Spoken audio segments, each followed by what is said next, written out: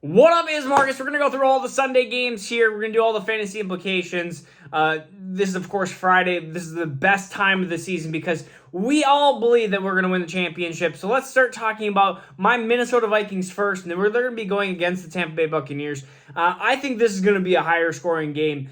I think Tampa Bay, if you're looking for a Godwin over or a Mike Evans start of the week, like those types of players, even Baker Mayfield's going to have a good week one. Minnesota's horrible against the pass. And I don't think this is going to change right off the bat with Flores. I think that's going to take some time. And they just let up 300-yard games like it was nothing. I think this is going to be the same for the Vikings. I think Jefferson's going to have a good game. This is going to be such a tough decision with Jordan Addison or KJ Osborne for wide receiver 2. I think they're going to be filtered in both. But I see Jordan Addison being the longer-term wide receiver, 2, of course, in this season. But I think Addison, you're probably going to look at 45, 50 yards. KJ Osborne, you're looking at probably 35 yards. I think Kirk Cousins is going to have a really good game as well. Very interested to see if it's Ty Chandler or Myles Gaskin in that RB2 spot. Alexander Mattison, at this point, is going to be the RB1 there. I think that's pretty easy and self-explanatory. So Bucs and Vikings is going to be a higher shootout, so start as many players in this game as you possibly can. Jordan Addison, if you're really into a pinch, I don't know why you would be, unless you started a quarterback. Well, I actually take that back. There's a 3 wide receiver league that I'm in that I went quarterback and tight end early that I'm probably going to have to start Jordan Addison in my flex, or going to ride with Javonte Williams. Probably Javonte Williams, but you might have those options. This is going to be a longer video, so bear with us here. 49ers versus Steelers. I'm not starting any Steelers that I possibly can besides pretty much Najee, and you're just kind of forced because he's probably your RB2. He might even be your RB1, but if you're looking at Najee Harris versus James Cook, I'm probably just starting James Cook over Najee Harris the first week. It sucks, but the 49ers defense is amazing, and Kenny Pickett's going to be rough. George Pickens, I'm benching. Deontay Johnson, I'm trying to bench if possible and try to find a different spot. Again, Mike Evans versus Deontay Johnson. If you had those 2 wide receivers in your wide receiver 2 spot, I'm starting Mike Evans. If I'm trying to think of other players. If you have a Christian Kirk or a Deontay, I'm starting Christian Kirk. It's just I am trying to bench as many Steelers as possible. 49ers defense is amazing. You're starting Christian McCaffrey. You're likely starting Debo. You're likely starting even Brandon Ayuk over a Deontay. That's an easier choice. I do think Brock Purdy is going to be very interesting here, but it's just all about the elbow. Is that elbow going to be able to withstand some hits and stuff as well? I mean, when you have that type of injury, we've seen players have a slow recovery in baseball. Football's a little different. We'll see. Bengals versus Browns. I love Nick Chubb and his over-under here. I mean, it's in the high 70s, and I think Chubb is going to have a 100-yard game here. I think the Browns are going to really run through the ground and make this a slow-paced game. They're going to try to keep Joe Burrow off the field. And Joe Burrow, even with his calf injury, we'll see how mobile he is. I do think this is going to be a high Mixon Chubb game. I do think Chase, maybe not as well this game. T. Higgins, again, not as well this game. I just think that this is going to be one of those games that you look at, it's 24-23, 24-21. I think Cincinnati wins, but I think Cleveland is going to make it a threat here. I don't think it's going to be a very good Deshaun game. I don't think it's going to be a very good Elijah Moore game. Amari Cooper, you're probably starting because he's a 4th-round redraft pick anyways. You're probably starting him. Just know that limit your expectations on what you're going for here. Cardinals versus Commanders. Cardinals, I mean, I don't like any Cardinal besides James Conner pretty much the entire season.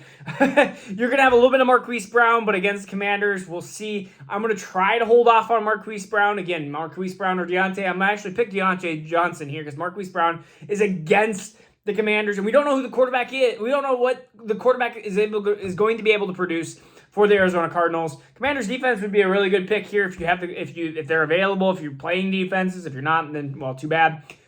Brian Robinson, I think this is going to be a really good game for him. I think they're going to do a lot of Brian Robinson, a lot of Antonio Gibson, but more Brian Robinson than Antonio Gibson here.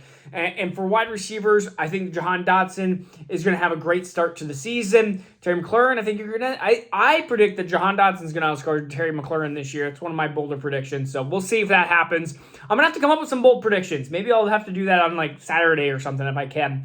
Come up with maybe 5 bold predictions. Again, bold. Jahan Dotson over Terry McLaurin, if you look at the redraft rankings, they're quite a bit apart. So Jags versus Colts here. Trevor Lawrence, Travis Etienne. I think Travis Etienne is going to have a good game against the Colts here. I just think that his line right now is pretty low. His rushing plus receiving, you're looking at low to mid 70s for over under, and I'll take that out of Travis Etienne to start the season. I want to see what Calvin Ridley does after his 2-year gap here. I do think this is, again, going to be one of those lower scoring games. Anthony Richardson, I think he's going to be a real, if you want to buy the under on a passing game, I think that's going to be that here. Rushing, I think we're all going to be wondering, is it going to be Evan Hall, Zach Moss, or Deion Jackson? And really, I think it's going to be a mess week 1.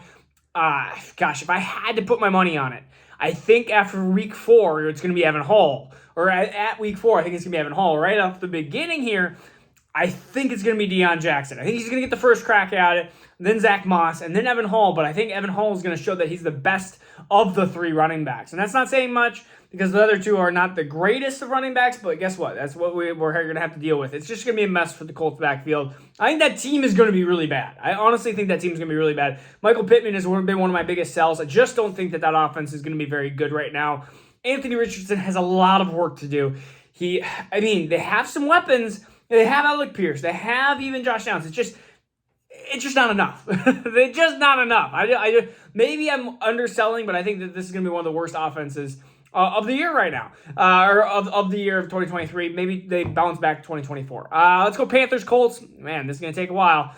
Panthers, Miles Sanders, I like him. Adam Thielen, no. Bryce Young, no, not right off the bat. Jonathan Mingo, no. Just you're kind of saving those for a little bit later. Falcons, this is going to be Bijan. We're going to start off the season well. Boom, 100 yards. That's my go-to kind of guess. I think Drake London's going to have a touchdown here. Why not? I'm just guessing a touchdown here. Kyle Pitts, I just have a weird feeling he's going to start off the season bad. And I don't know why. I just have a weird feeling. Sometimes you got to go with gut feelings. Texans versus Ravens. Texans have one of the worst rush defenses last year. They were Swiss cheese. You could just go, or Swiss cheese? No, they were, what is that the whole, were they all holes in the whole entire defense? Lamar running game, fantasy game, it's going to be good. I think J.K. Dobbins is going to have a good game here. I think all receiving weapons, not named Mark Andrews, are going to have bad games. So Odell Beckham and Zay Flowers and Rashad Bateman. No. I think they're not going to pass. I'd even bet the under on the passing. And Houston, Dameon Pierce is going to have a good game, and I think everyone else is going to struggle through there as well. Titans versus Saints. Derrick Henry, I think easy over on his line of 77 yards. I think he's going to get 100 yards here. I think Jamal Williams starts off really well here as well. I think Olave and Michael Thomas are going to have decent games. I really think that this is actually going to be more offense and less defense because Titans defense has struggled at times as well.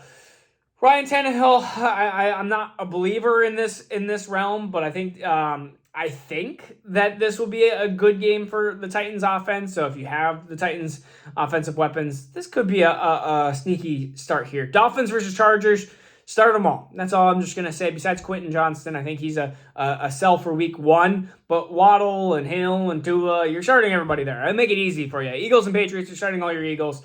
I think DeAndre Swift is a potential flex hit play here. I think Rashad Penny is a bench until you can see what goes on, especially in half-point and PPR leagues. You're looking at Swift as being a potential flex. Patriots, Ramondre Stevenson, I'm starting him. I'm benching Zeke, not playing Zeke. I want to see how week 1 filters out here. No one else in the Patriots that I'm starting or even looking at. Not even Juju. We have Packers versus Bears. I like Fields. The Packers can't stop running quarterbacks. It's been the narrative of them for the last 5 years. Ever since Colin Kaepernick destroyed them in the playoffs. Everyone that runs can destroy the Packers, it seems. I don't know why. It's just one of the things that happens. It's like Arizona's bad against tight ends. Packers can't stop mobile quarterbacks. Also, Vikings can't stop mobile quarterbacks as well. I just want to say that with Steve Young and Michael Vick and even Daniel Jones. But Bears, I think you're going to have a good game. Khalil Herbert, I'm trying to hold off on a week of, I think he is the running back 1 to start for the season. But again, just limit expectations. You might see Deontay Foreman. You might see Roschon Johnson in there a little bit more than you want. Packers, Aaron Jones, I think, is going to have a down year. I think he's the only one that is valuable, though, to start week 1. Christian Watson, again, a flex play over Deontay Johnson. He's a bigger boomer bust play. I like him he could get 2 catches for 70 yards and a touchdown. Just also know that he could have 2 catches for 14 yards and no touchdown. And it's a really boomer bust. If you feel like you have a lesser of a team and you really want to start with that boomer bust type of pick, I think Christian Watson is the play here. Raiders, Broncos, starting Josh Jacobs, starting Devontae Adams, no one else. Broncos, I think Marvin Mims is going to start the season off really well here. We'll see about Jerry Jeudy. Russell Wilson, I think, is going to start off the season well, and I don't like that. I don't like it. But Javonte Williams, I think, is going to be a good flex play here. Rams, Seahawks. I think Cam Akers actually starts off the season well. I can't believe I'm saying that. I've been the biggest Cam Akers hater. Seahawks defense has been porous on defense at times. They've made some improvements, but I think they've been, I don't know. I think there's no one else to really start here besides Tyler Higbee. Matthew Stafford benching, Van Jefferson, not Puka, not going to start any of those. Seahawks. Kenneth Walker, I think, is the start here.